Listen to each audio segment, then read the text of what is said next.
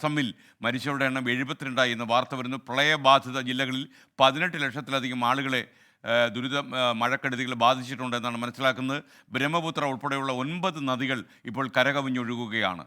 വിനീത വിജി ഡൽഹിയിൽ നിന്നും കൂടുതൽ വിശദാംശങ്ങളുമായി മോർണിംഗ് ഷോയിൽ വരുന്നു. ഗുഡ് മോർണിംഗ് വിനീത, വിശദാംശങ്ങൾ.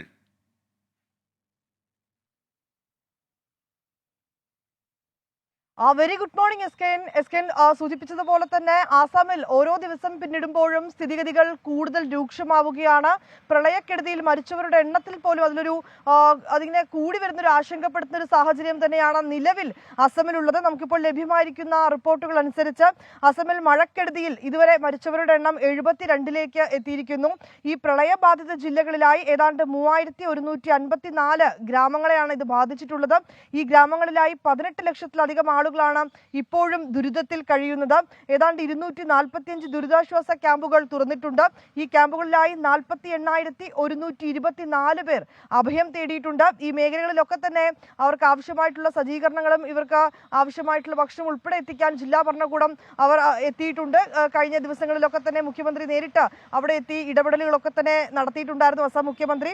ഈ ബ്രഹ്മപുത്ര ഉൾപ്പെടെയുള്ള 9 നദികൾ അപകട അവസ്ഥയിലാണ് ഒഴുകുന്നതെന്ന് പറയുന്നുണ്ട്. ഒപ്പം തന്നെ ആ നദീതീരത്തും മറ്റും താമസിക്കുന്നവർ അതീവ ജാഗ്രത പാലിക്കണമെന്നാണ് നിർദ്ദേശമുള്ളത്. കാസിരംഗ നാഷണൽ പാർക്കിലും ടൈഗർ റിസർവിലെ 137 മൃഗങ്ങളും വെള്ളപ്പൊക്കത്തെ തുടർന്ന് ചത്തുപോയിട്ടുണ്ട്. അങ്ങനെ ഒരു കണക്ക് കൂടി ലഭ്യമായിരിക്കുകയാണ്. പക്ഷെ അതേസമയം കഴിഞ്ഞ ദിവസം റെസ്ക്യൂ ടീം ഏതാണ്ട് 300-ലധികം മൃഗങ്ങളെ ഈ വെള്ളപ്പൊക്കത്തിൽ നിന്ന് രക്ഷപ്പെടുത്തുകയും ചെയ്തിട്ടുണ്ട്.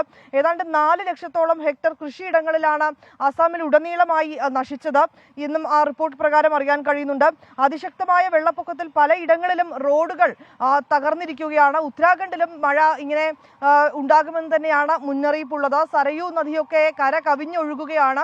നദികളിൽ ഇറങ്ങരുതെന്നൊരു നിർദ്ദേശം തന്നെയാണ് ഇപ്പോൾ നൽകുന്നത്. താങ്ക് യു വിനീത വിജയൻ ഡൽഹിയിൽ നിന്ന് വിവരങ്ങൾ നൽകിയത്.